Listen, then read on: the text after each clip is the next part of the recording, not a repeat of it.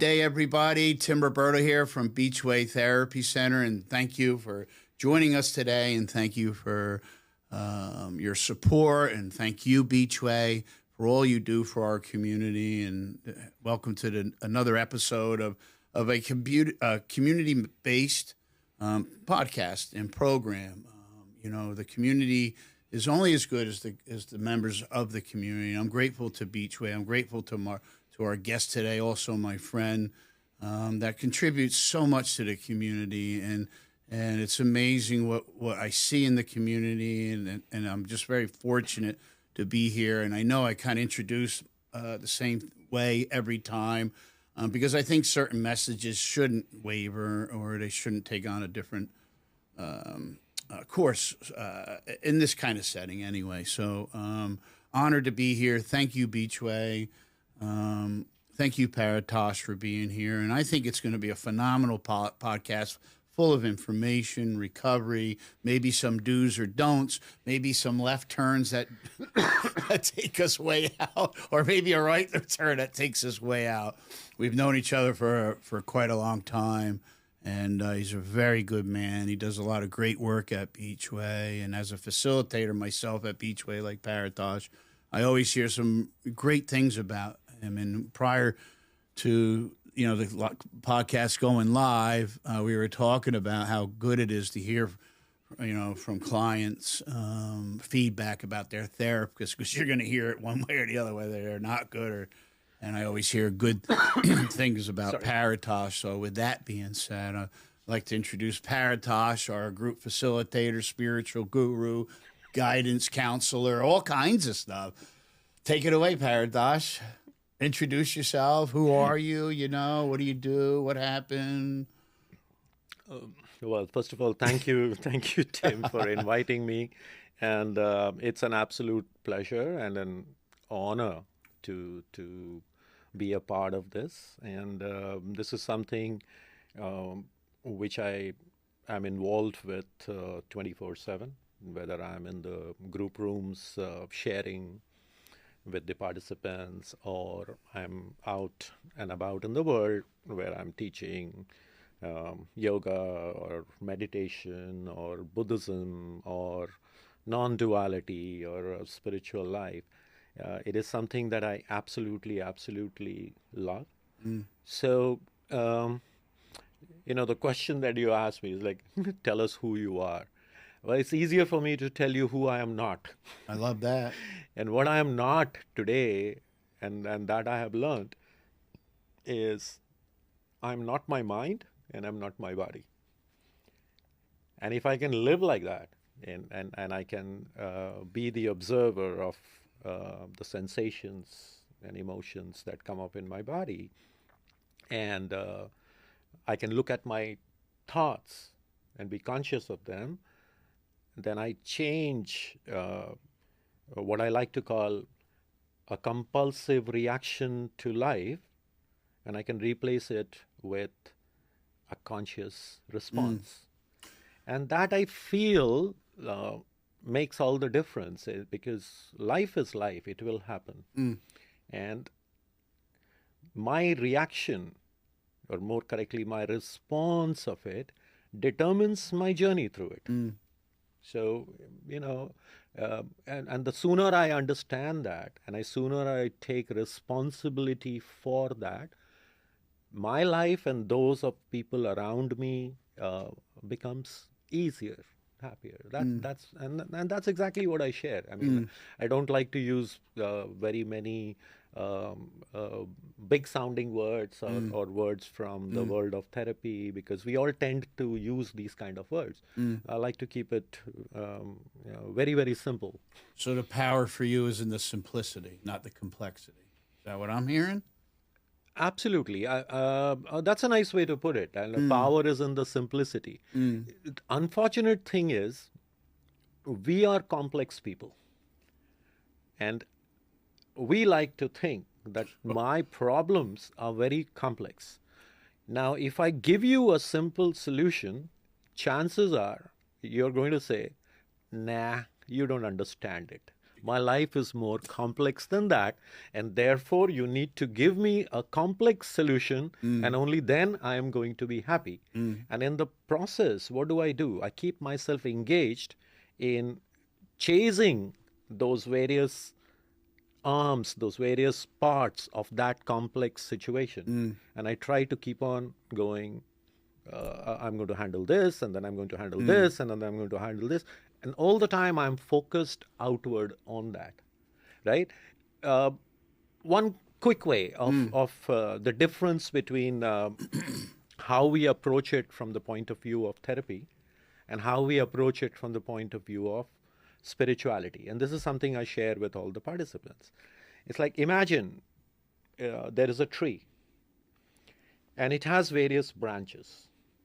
And a branch is anger, another branch is anxiety, another branch is depression, another branch is addiction. So what do? We find specialists in, okay, I'm going to go for anger management.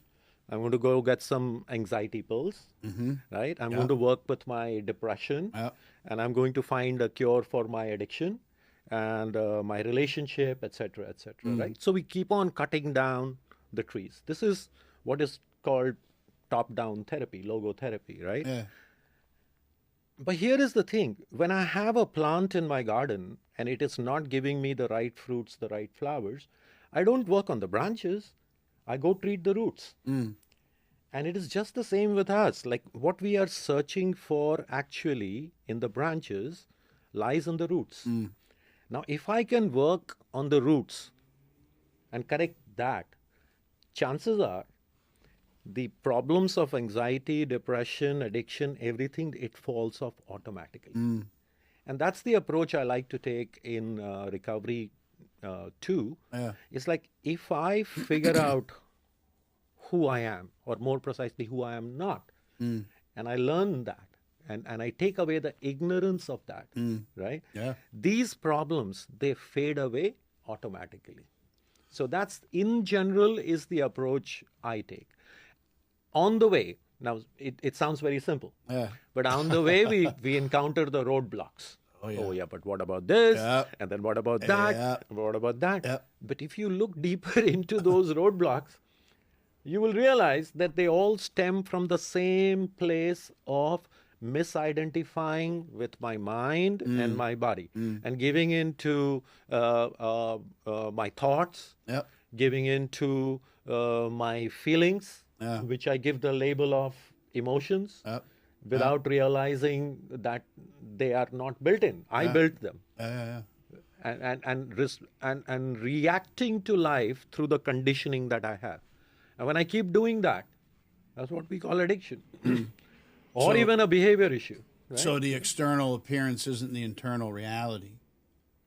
Yeah, there is to a certain extent, right? Like we're fixated on the branches, external. Right. But actually, in actuality, when you say the roots, I hear the internal. Absolutely. Right? The internal condition, because I can't help what you do. Right. But I can't choose how I respond. But depending on where I'm at, right? Like depending on what my roots are doing. Absolutely. Kind of, right? Absolutely. But do we even realize that there is a self, or there is a root which is not my mind and my body? Half the time we don't even know that. We don't even realize that, because the moment you think of the word I or me, well, it comes right here. What is it?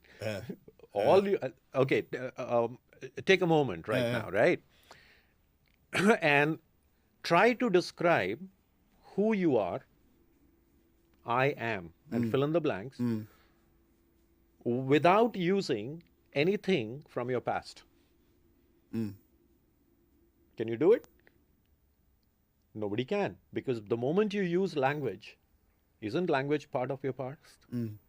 Yeah, it's funny. We did another our last episode. We were talking to the guest. I was talking with the guest. You know, we kind of started going back and forth a little bit on the power of words, but it's not necessarily what it is. See, power of words. Right. Words are very, very powerful. Wittgenstein said this. The limits of my language are the limits of my universe. You cannot describe anything in the perceived universe without using language. Now, what is the language you're using? Your thoughts are language, your expressions are language, your body language, the words that you use, right? All of it is language, correct? Yeah. Now, what exactly is language actually? It's a box. It describes something, right? Where is that box coming from? What does it comprise of? What is there in that box? All my past conditioning is in that box. And I do that unknowingly, unconsciously, right? So when he says the limits of my language are the limits of my universe, words actually create your universe. That's the power of the words. Now, if I look at the words that I use to describe me, to describe my situation, to describe the universe that I look at, am I not creating the world? Yeah, 100%. So every time I am doing that, I am actually the creator of my universe. But if you really, this may be a left turn, I don't know. But if you think about it. 3 left turns will bring you back to the same place, don't worry. All right, I got 2 left. This is my first. So I'll come back in a few minutes.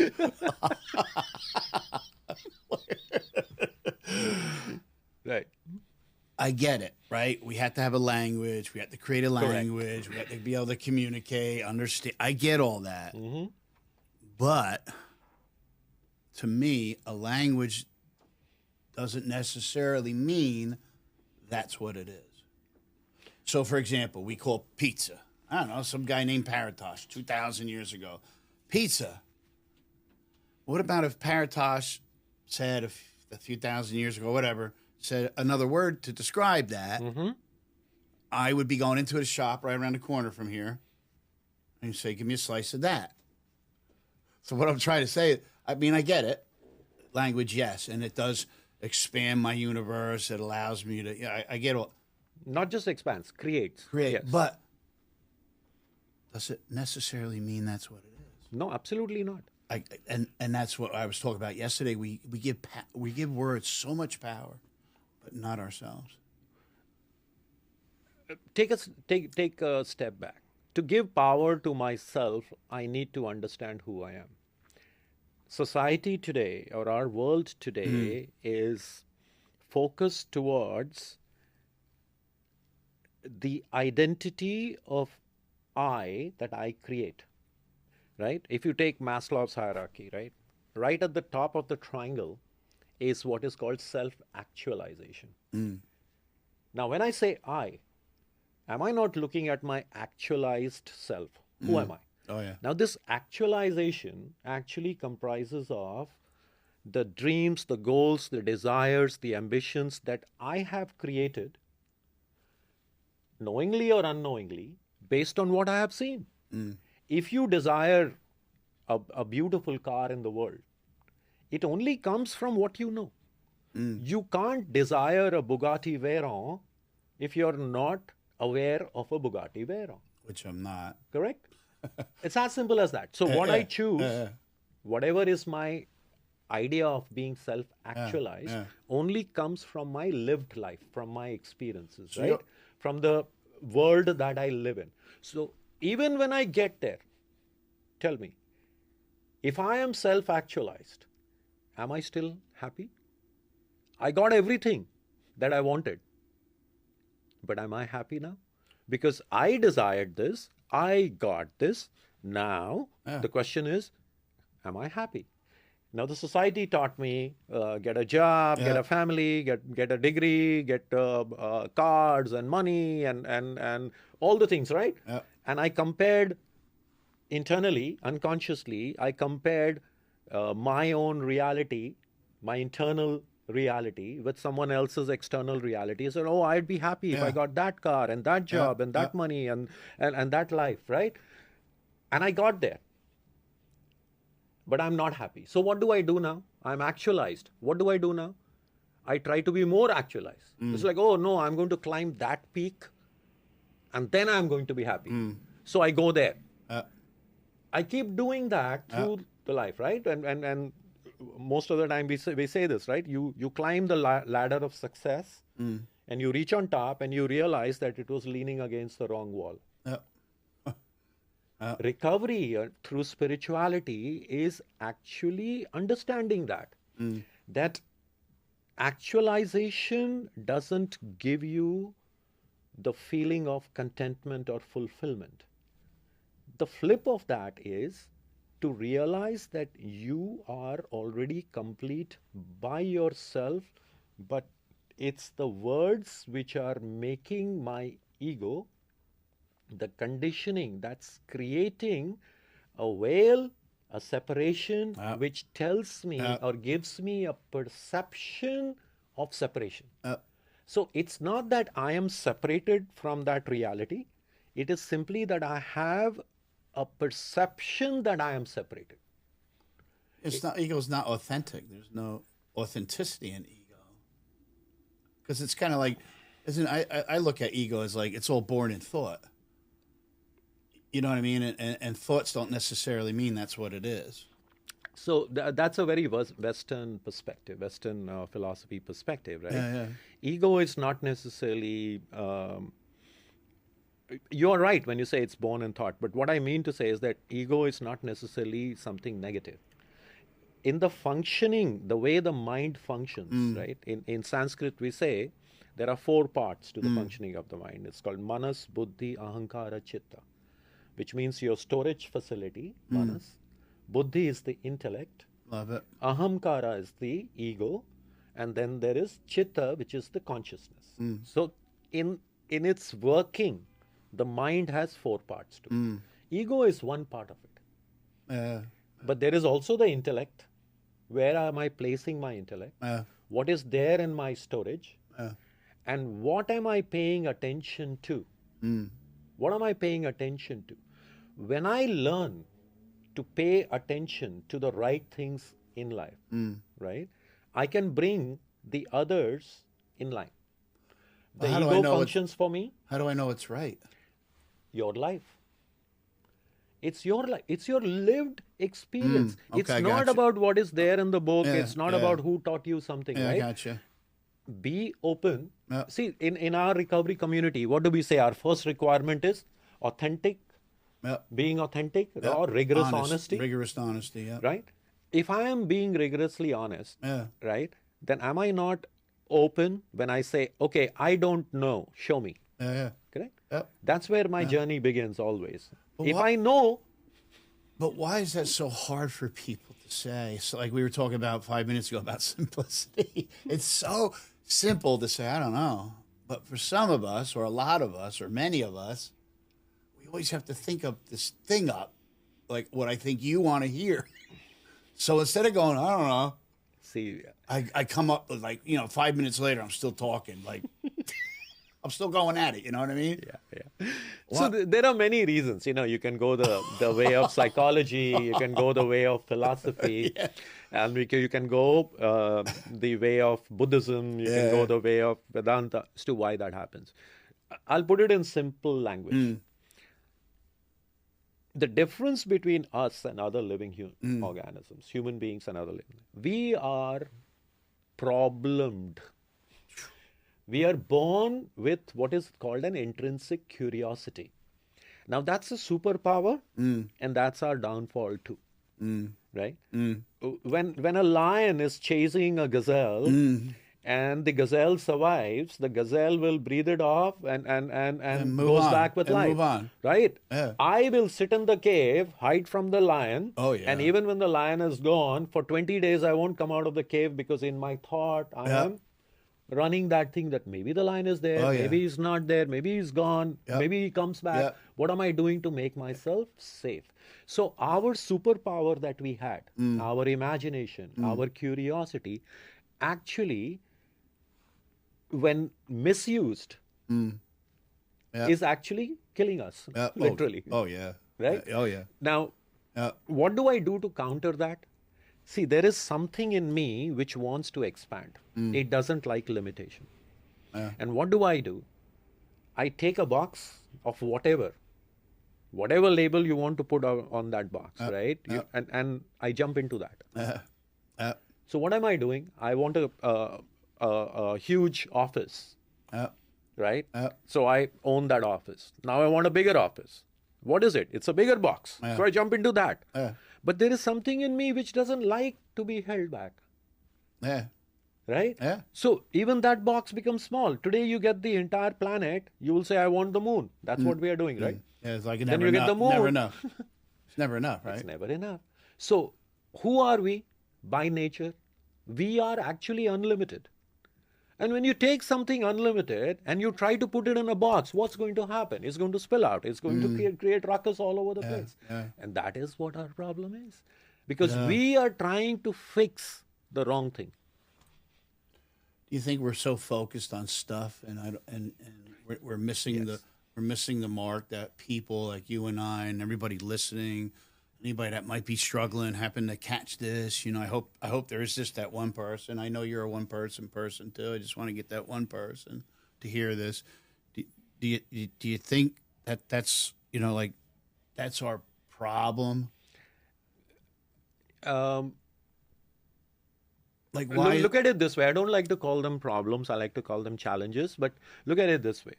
There is only two ways we can create an identity for ourselves. It is by self-referral or object referral, right? Object referral means things that I own, all the things that I own, including my identity, my success, my labels, my intellect, all of that. Oh, I'm a very intelligent person. I'm a very rich person. I'm a very handsome person, or I'm a very successful person. Definitely or I have handsome, a car. Definitely handsome. I totally agree. Right? I would never disagree with you, Tim. But see, here is the thing. Aren't these all external? Right? Yeah, 100%. So nothing authentic. Really. The other way, when I refer to myself, that's my identity, is self-referral. But even the self-referral, what am I doing? I'm looking at the qualities of the mind and the body and saying, this is who I am. Like, for example, I'm a very authentic person. I'm a very happy person. Or I'm an anxious person. But I'm misidentifying all the time when I talk about the self. Who really is the self? Right? So when I use these external factors, which we do most of the time, see, in the West, we are more oriented towards the definition of success as defined by my environment. And then I get hooked on to that.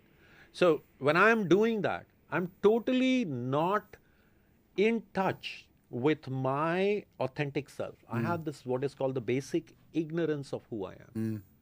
And then I go around chasing that.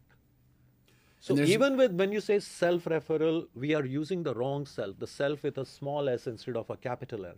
But if you realize who you are is not the self with the small s, but the capital S, right? That capital S definition of you doesn't need anything to feel complete, fulfilled, happy, joyous, free. Nothing. It doesn't, because that's the definition of it. So how's it like? So we have souls, creative intelligence. You know, it really doesn't matter the label, so to say. But I believe we're full of creative intelligence, and we come from creative intelligence, and we live in a man-made world. And when I hear that, you know, I'm not saying it's not nice. It's really cool. A lot of stuff is cool because that's part of that creativity in us, right? But for me, when it's all said and done and boil it all down, it's still stuff. And I don't look at you as, you know, we've known each other for years. I don't look at you as stuff. I don't look at the people we work with that are as stuff. And I also try to work that into my groups too, that we're not stuff. And stuff will never suffice. I mean, see, I know, Clint, don't you? I mean, people that are just so dysfunctional, but they're billionaires and they got all this stuff. But when they're sit by themselves, it's like, you know, or whatever version of that. No contentment, no satisfaction, no pause, no calm. You know, so I think, you know, between creative intelligence, these beautiful souls, because this is like the greatest scorekeeper of all time. And I don't believe, you know, our spirit, our human spirit, really keeps score of all that. It just kind of wants to know what the command is for today, right? Like, let's go, you know. You know, if you're listening to this and you're struggling, I commend you. I know you do too. I commend you because despite how you feel, you're still seeking. You're still using that creative intelligence. Seeking isn't stuff. You know, we have that in us, that explorer in us, that seeker in us, that adventurer in us. Like, that's not stuff, you know? And so when we stop doing stuff, start bringing it back home to the mothership and start looking at why I keep responding the way I respond, right? Mm-hmm. So look at the terms that we just used, right? I am a seeker, right? And since time immemorial, there have been seekers. We say we are a seeker, right? Yeah. Even some of the religious books say, seek and thou shalt find, Yeah. right? Yeah. What happens? At the end of your seeking, what do you become? Do you become a finder? No. If you notice, and our language is so beautiful, if you actually look into the language, you will find lots of clues in it. When you are seeking, at the end of your seeking, you don't become a finder. You become a seer. S-E-E-R. Love that. What does that mean? Nice. It means I see. Yeah. Yeah, beautiful. Yeah. Right? Yeah. Now, do you see? That's the point. It's not, you see, the flip side of not having, of having a lot of stuff is not, I'm going to give away all my stuff or not having stuff. It totally depends on how you are identifying with the stuff, how you are attached to it. And that is why, if you notice, in most spiritual practices, good spiritual practices like Advaita Vedanta or Buddhism, the number one teaching is asangoham, which means non-attachment. Love it. Yeah, I hear a lot of, Non-attachment. I hear freedom in non-attachment. 100%. Non-attachment doesn't mean I don't care. Non-attachment doesn't mean that I'm going to go live in a cave. Yeah. Non-attachment means living and beautifully enjoying this life. Amen. Right? Yeah. See, there's another word that I love. In the Rastafarian Bible, it's called the Kebra Nagast. In Kebra Nagast, excuse me, there is a beautiful word which is called levity. Levity. Levity means living life to the full extent of your compassion. Look at this beautiful definition. Living life to the full extent of your compassion. Now tell me, if you're living life to the full extent of your compassion, where do you figure in it? Compassion is connectivity to the world around you, isn't it? Isn't it your connection to fellow beings, to the world, to your own body and mind? Shouldn't you take care of that as well, right? To the universe that is around you, to your society, to your country, to whatever you choose to call it. It's complete connection. That's when you have compassion. It's not that selective compassion. I love you and you, but not that guy and not that. Do you think compassion frightens people because it makes them too vulnerable? People don't understand half the time what is compassion. They confuse compassion, empathy. You started this conversation with words. Words have power, right? Yeah. Words are very, very powerful. What it means to me, right? Compassion today has become a buzzword. Everybody goes around saying, I'm compassionate, I'm compassionate. But look at it. In the name of compassion, aren't we enabling people? 100%. Now there is a problem. The path of compassion is not very compassionate. What I mean by that is very simple. I like to say it in Americanese. In Americanese, we say, you can't make an omelette without breaking eggs. Right? Now, if I'm really compassionate about somebody in my life, and I know that they are struggling with addiction, and I am enabling them, what is a compassionate thing to do? Is it not to tell them that, listen, I love you, but you can't be in my life? Correct. How many people choose to do that? It's like, no, it's my son, my daughter, my wife, my husband. But aren't we realizing that just by our simple so-called act of compassion, I have actually taken away the opportunity for that person to actually heal? So like true compassion, for lack of a better word, that's the definition of compassion. Absolutely. Not enabling like you're talking. Absolutely. Gotcha. We have to be very careful how we use words. But how's the average Joe, Americanese it? But how's the average Joe know what you and I are talking, that you and I teach, in our class? Like, how does the average person know? Is that like, unfortunately, it has to take, for them to come to a place like Beachway, then our family program gets involved, like our head therapist for the family program, is that what it takes? Well, there are a couple of things there, right? One is very simply that, unfortunately, sometimes we need a crisis in our life, or we need to hit rock bottom to actually be able to open our ears and start listening to somebody or something, right? That's one part of it. Yep. Love it. The other part of it is which is our issue. And the Bible has a beautiful line in it. It basically says, speak to those who have ears to hear, right? Yeah. People who have eyes to see will see. If I force somebody to do it, it's not going to happen. No. It's like in our recovery circle, we can't tell somebody else that you're an alcoholic, you're an addict. You can, but it actually doesn't mean anything until the person themselves agree that, yes, I have addiction or alcoholism or something, right? So first thing to do is not to go around and trying to push it on everybody.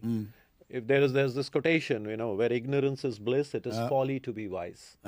Right? So where ignorance is bliss, it's folly to be wise. You're wasting your breath. Yeah. Now, when people actually come to it, and something happens, and something opens their eyes, what happens is, most of the time, I am walking into that treatment center with my bag of conditioning on my back. I'm wearing that, right? Oh, yeah.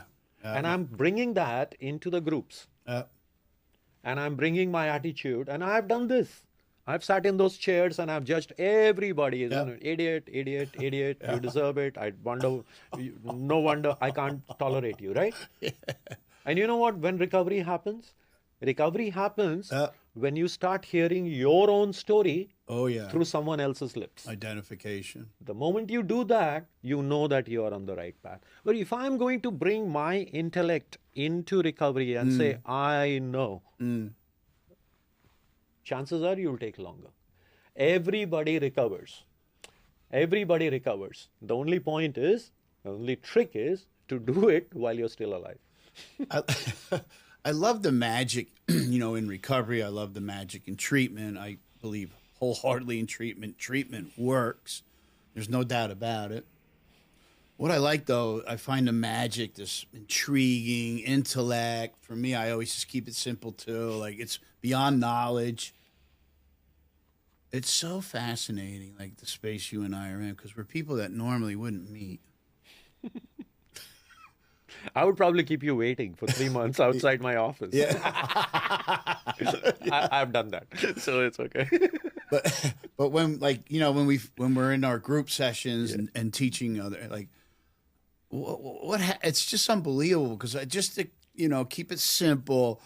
Addiction, alcoholism, mental health. It's very difficult to understand if you've never experienced it. Because if you keep it simple, how do you understand something you've never experienced? So we spend most of our lives, as long as we're sick, explaining to others why we're doing what we're doing. And nobody understands. And all we do is get the finger, what the heck's wrong with you? And then all of a sudden you said there's a all of a sudden here's Paritosh, here's Tim, here's somebody else coming in with their bag of conditions. And next thing you know, it's like we've known each other for a really long time. And the great work that we do and the clinicians do, because it's kind of like you found your tribe. Like, these people get me. Like, these people understand. Like, you know what I mean? Nobody's pointing a finger at me, and it just blows me away. And what a gift, we've been given, that we can cherish like that. And other people are creating all this stigma, and they're losers. I just had it. The other day I was telling a drug addict in my class, she was really shaming herself and beating herself up, and the power of words. I said, let me ask you. Can I ask you something, please? Not purchase. Let me ask you, general. Yeah, sure. Does anybody think she's a bad person who knows her? No. Do you think drug addicts make bad decisions? Yes. I said, that's what's going on. You're not a bad person because we shame ourselves, and that word, there's words again. So keep it simple, right? Shame is I'm bad. And I totally disagree with that word.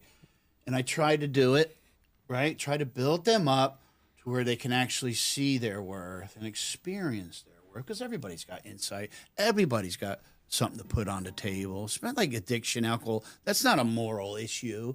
And it has nothing to do with, God forbid, Paritosh is on the side of the road and I can't, I don't know, whatever. And this alcoholic comes in, go by and, oh my God! Not right now, Tim. You were that alcoholic that where it wasn't there for your kid's baseball game. No thanks. I'll just keep bleeding out and wait for the next person to help me.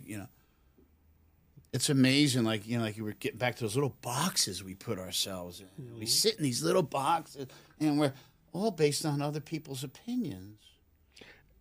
And add to it what you just said. Very fine point, but I'll pick on that, right? Yeah. And I see this very often in the rooms of the 12-step programs at times, right? Yeah. It's like we are just people who made bad decisions, right? Yeah. Wrong. Here's my point of view. Yeah. A decision is like saying that I had a couple of choices and I chose the wrong one, right? Yeah. Addiction or mental health is a program of powerlessness. You are powerless to make a choice. Now, here is the danger to that. If I say that I made the decision, automatically I become liable for carrying the shame for that. But when I realize that actually I couldn't have made any other choice. In that moment. I was powerless in that particular moment, right? Yeah. There is no reason to feel shame. I agree. And it's very important to let that go and to understand that what powerless really means.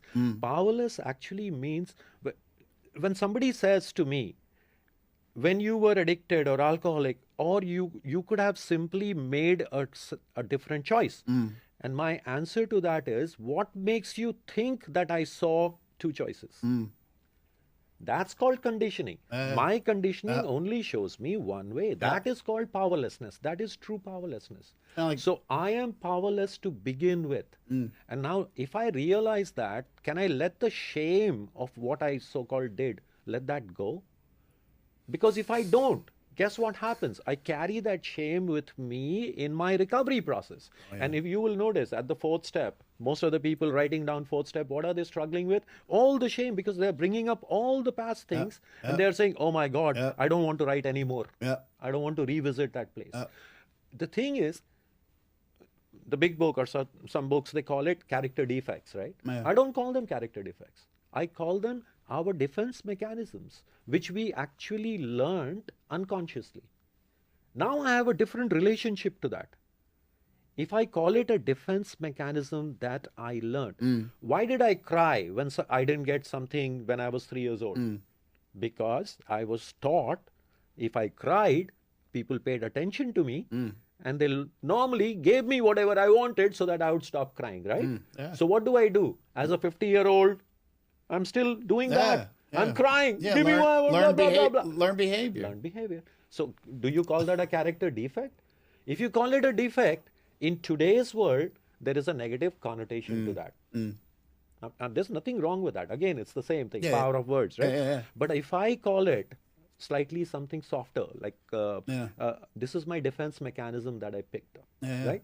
Now I can look at it constructively, okay? Talk about simplicity, right?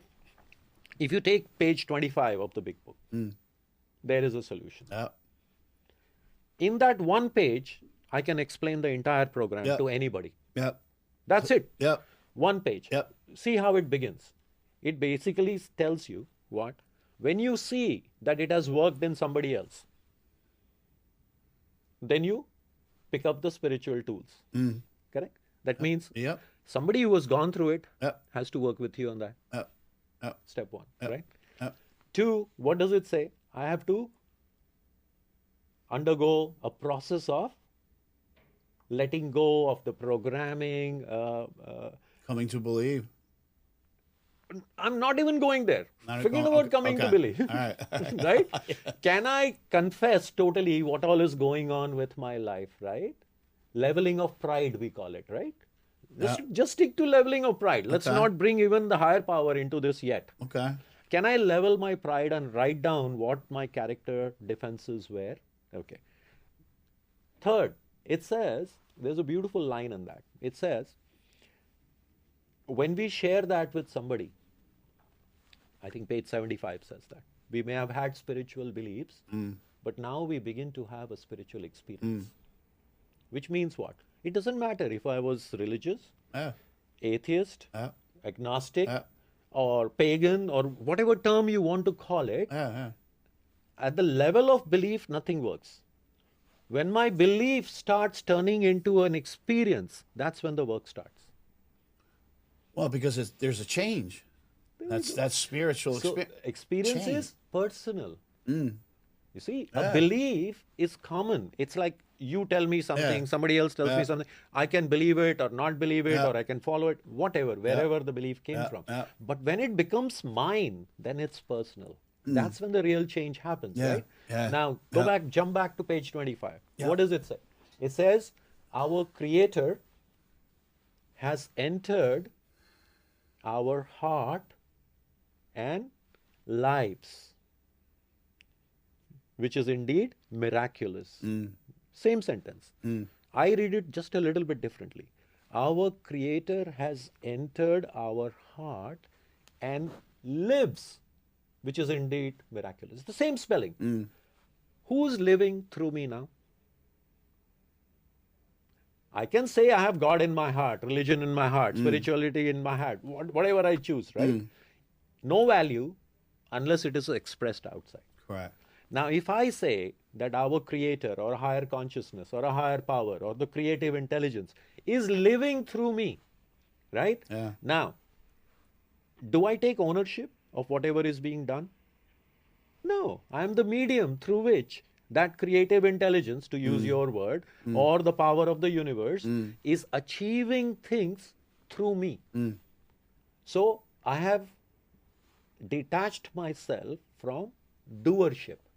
Now, if I detach myself from doership, am I liable to the end result of that deed? No. It's like saying a knife is good or bad. In the hands of a surgeon, it will save someone's life. In the hand of a robber or a criminal, it will take lives, right? Yeah. Is the knife liable? No. No. Now, Of course not. can I learn to put myself in that position instead of saying, oh, look at me, I did this? When I say I, then I'm liable. Yeah. The simple law of universe Like you're is attaching to it, right? You attach to it when you, as soon as I, as to soon your as I- identity. Yeah. So when you do good, you say, I did good. Yeah. When you say, I did bad, you are liable for the shame. Yeah. But when I give up all that stuff and just show up now and live now and become part of this incredible synchronicity, everything gets done. Beautiful. All we are doing is putting up our hand Yeah. and showing up. I It's give like, up. all right, Yeah. I'm here. Yeah. Yeah. What's next? Yeah. Notice in this system, there is no search for, oh, I have meaning in life, purpose in life, I'm enlightened, I'm connected. None of that. Simple practice of non-attachment Yep. takes away this idea of I am the doer of things. And I find that, gosh, there's so many things like that I find so fascinating, and I think that's where all the magic is in that space. Why is it when I live like the way we were just talking, everything works out fine? But when I start resisting, all I'm doing is creating more resistance. 100%. Whatever you resist, it persists. And I find it, I don't know, man, I just find it, like, for example, you and I, we're as old as we've ever been in this moment. Flip the coin over, and we're as young as we'll ever be in this moment. Mm-hmm. So my version is, it's like the most courteous murder I know. I love that. Because it allows you, me, you, everybody to be the best version of themselves every day up until we take our last breaths. Because I can always continue to grow through my knowledge. I can expand my world through words and more understanding. And I can grow, literally, even though it's killing me a day at a time. That's the space that I want to be in. You know, because for me, from my past experiences and all that chaos, I just kept getting my butt kicked over and over and over. And people would say to me over and over and over, Tim, just stop fighting. See? And I hate, like, I used to just be like, you know, F you. You don't understand. Yeah. Again, it's again the words, right? Yeah, the words. Like you use the word knowledge, right? Yeah. In today's world, most of the time I find that I confuse the word knowledge with information, with data. Knowledge, true meaning of knowledge, it comes from gnosis, right? To know, right? To know means there is no barrier between you and the object of your knowing, literally. That's called unity, ultimate unity, right? Yeah. So to know means no barriers, to be one with. Yeah. Okay. Literally, knowledge means to live like that. Living is knowing. To live is to know on the basis of what you know. Yeah. Knowing here and doing something else is what creates the friction. And we have a problem with that, right? Yeah. So ultimately, if you notice, to live is to know, and to live is to be. It's called being, right? We're called human beings. Yeah. What do we spend our time? Human doings. We are human doings. Yeah. So if you getting are done too, by the human- way. We're getting done just as much as it's getting done out there. Right. So if you recall the great bard's words, to be or not to be, that is the question, right? Yeah. But if you look at it from the light of, in this particular light, Yeah.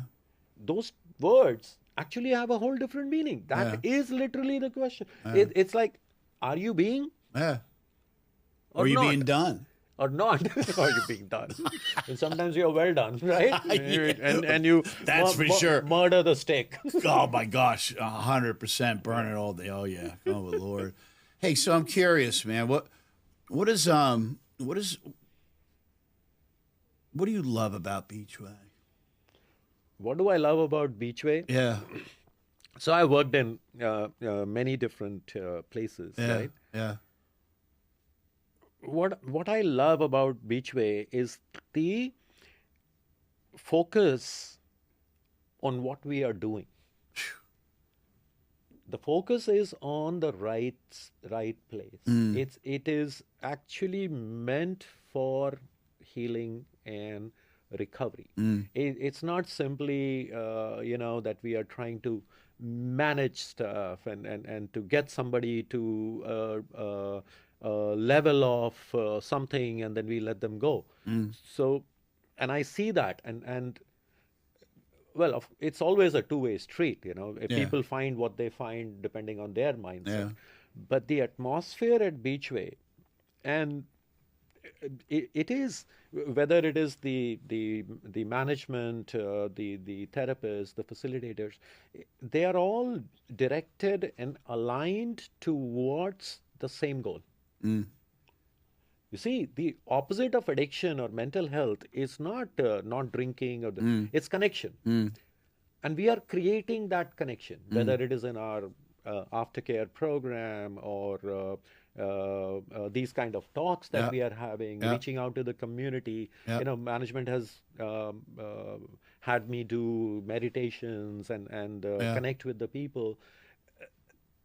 It becomes easy and it allows me, and I'm going to speak for myself, it's like nobody gives me a curriculum and says, do this in the group. My groups are very free-flowing.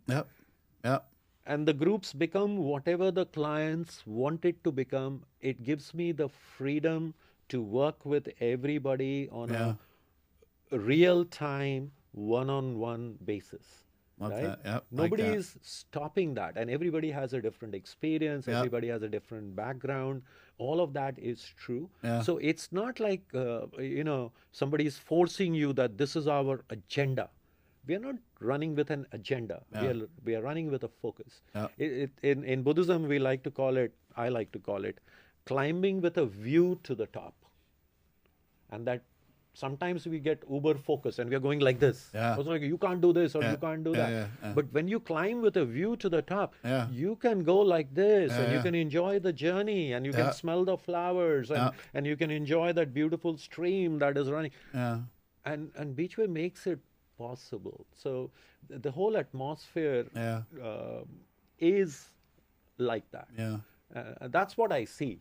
And I also like the longevity of the staff too, from our clinical director, so over 10 years there, our program director over 10 years, who oversees a lot of therapists too, and phenomenal clinicians. All the clinicians, they've all been there like years, and you and I have been there years. I know. I mean, we have a restaurant on the property. I think the chef has been there 8 years. Yeah, Rocky, he's 8 years. There you go. It's just one of those places, right? It's like that space, and we're doing that up in New Jersey too. We went up to New Jersey to continue this journey, this commitment, and that's been about a little over a year now. And I've had the honor of going up there too, and just bringing we have a certain culture, right? We have a certain philosophy, but we all have our little niche, and like you said, there's not that curriculum, because you're you, I'm me, but we're trusted servants. And I find that to be really cool and very special. And for me, I like the word sacred. It's a very sacred position to be in, because we're dealing with a lot of stuff, like a lot. And I used that expression before, the external appearance isn't the internal reality. So Paritosh and I, we do. I'm just speaking just from my own information, that we create a very safe environment. And when you deal with addiction, mental health, for me, you're probably not too far off from this. Like, I would say that has to be at the top of the focus, during group, is how do I create this safe space so Paritosh can be Paritosh and Tim can be Tim, aka client. Because when another client in the group moves into a position of vulnerability, honesty, willingness, it really inspires the other person, and we start doing the frequency exchange, and it's really powerful. And that's why groups are a very, very powerful process. So if you're listening to this and you like what you heard us talk about today, that's the whole point of it. I don't need to say anything more about that. We're going to start wrapping it up now. So I just have a couple of little questions I like to ask towards the end. Sure. Can I quickly share a story before we come to that? 100%. All right. This is one of my favorite stories, and most of my clients have heard it from me. This is the story about a turkey and a bull, right? And they were grazing. And the turkey asks the bull, it's like, hey, man, I wish I could be as strong as you. And the bull says, ooh, why?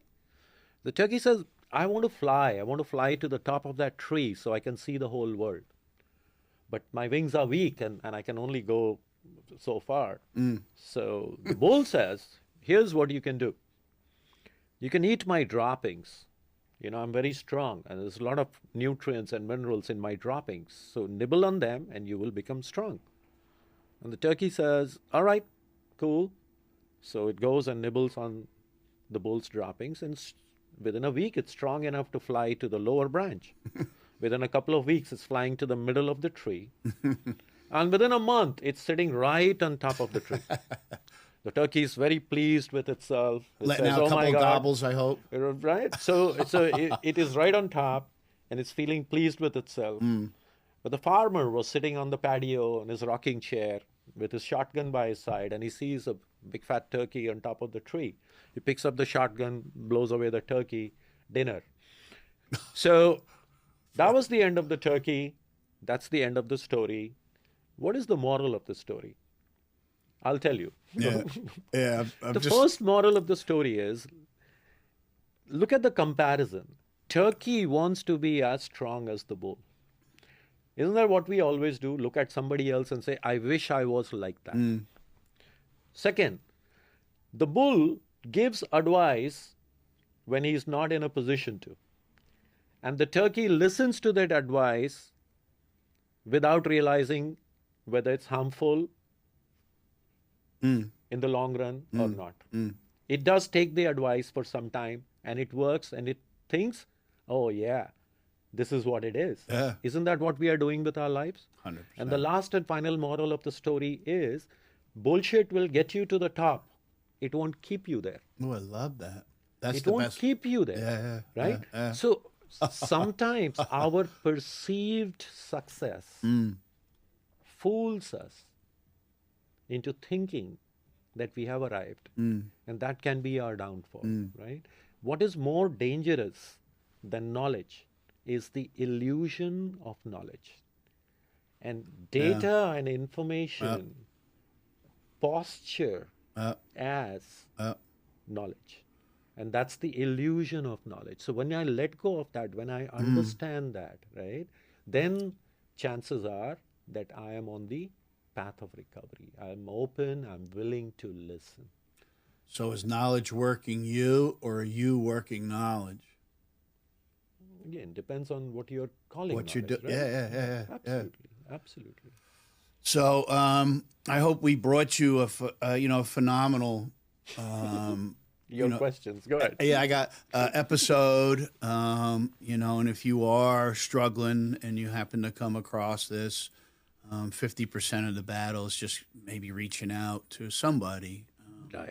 Right. And then once you can cross that line, I'm telling you, you'll take off from there. We see it all the time, right? Everybody, Mike, the hardest thing to do was to reach out. I was talking about in the last podcast, like some people are a little inquisitive and they're researching, they're poking around, and all of a sudden that little chat box comes up and it's like, you don't even know who this person is, but right away it's like, oh my God, close it out. Or, hi, my name's Tim. My name's Parrot. Can I help you? And you're like,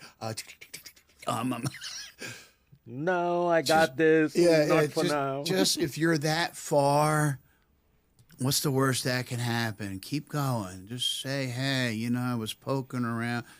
And you'll find that person. They're always out there. Your four-leaf clover is out there, but you need to keep going and just kind of do your best to push through. So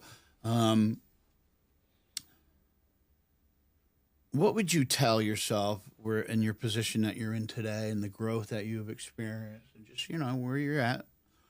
What would you tell your younger self today?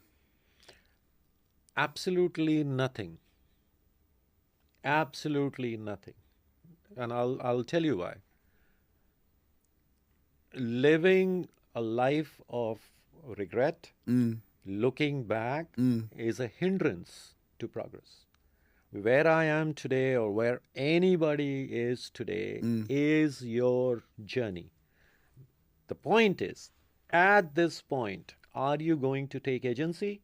Are you going to take ownership? Are you going to take responsibility of how you are going to journey through this life going forward?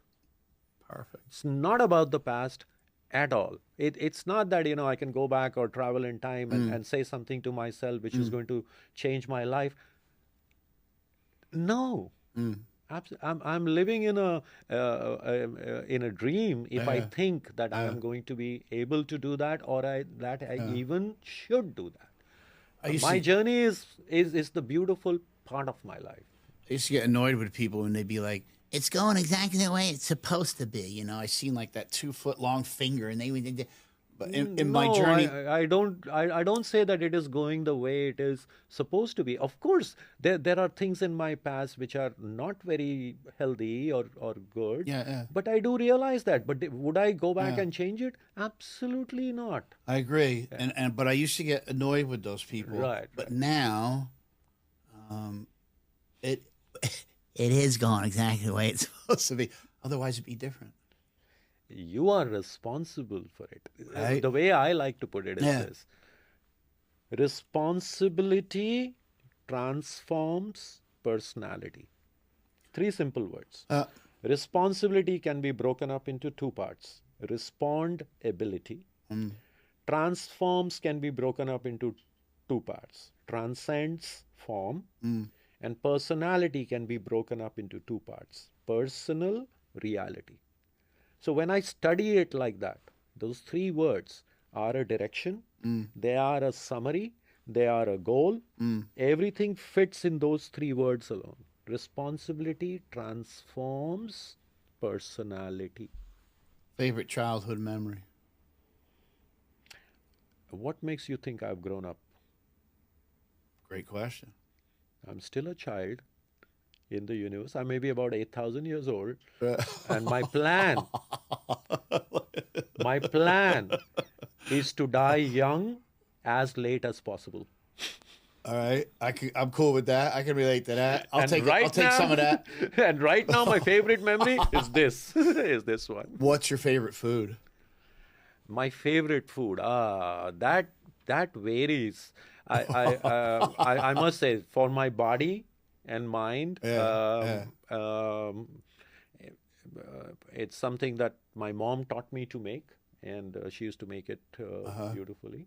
And it's a simple potato and tomato curry with plain rice. Love curry. It is home for me. If I can have that, I'm home always. So yes. What's your favorite Americanized food? So do you go from one extreme, from stewed tomatoes and rice, curry, to a bacon cheeseburger? Absolutely not. I love a great steak. I love steak. And I think half of India will hate me right now for saying this, but I love a steak. I can't deny it. I hear you. I love Hey, is there a way they can get in touch with you if anybody wanted to reach out to you personally? Or absolutely, absolutely. Are you on social media? I guess we'll leave it at social media. Yeah, I'm on TikTok and Instagram as Paritosh, the non-prophet, prophet with Prophet. On Facebook, it's my name, Paritosh Nath, and my numbers are there. And I actually have classes that I do in the community, and it's free for everybody in recovery. Whether you are wanting to do yoga or meditation or Buddhism. So in this community, I do them personally. Media presence, not so much, except for my Sunday Buddhism class. It's on Facebook Live. Okay. So you can log into that. Again, no costs involved. Love it. And cool. So I'm always working towards that. I'm trying to increase a little bit of my media presence. Whatever comes my way, I don't have a focus that I should be doing this or that. But whatever shows up, I do it, and I mentor people, I sponsor people. Awesome. So all of that is all part of my life. In my life today, my life is 100% this. I don't make compartments in life. Yeah, great. I don't make compartments. Same for me. I'm all over social media. Just like Paritosh said, my phone numbers are there, email. If you're not on social media, that's cool too. My email is tim.r@beachway.com. Paritosh, thank you for your time today. Thank you for coming down the street to beautiful West Palm Beach, downtown. We're very grateful. Until next time, my friends, be good to yourself. If there's somebody you need to talk to, feel free to talk to either of us. If not, we can connect you to somebody else. And until the next time, peace and love. Thank you so much. Thank you, Tim, for having me. Thank you, Paritosh.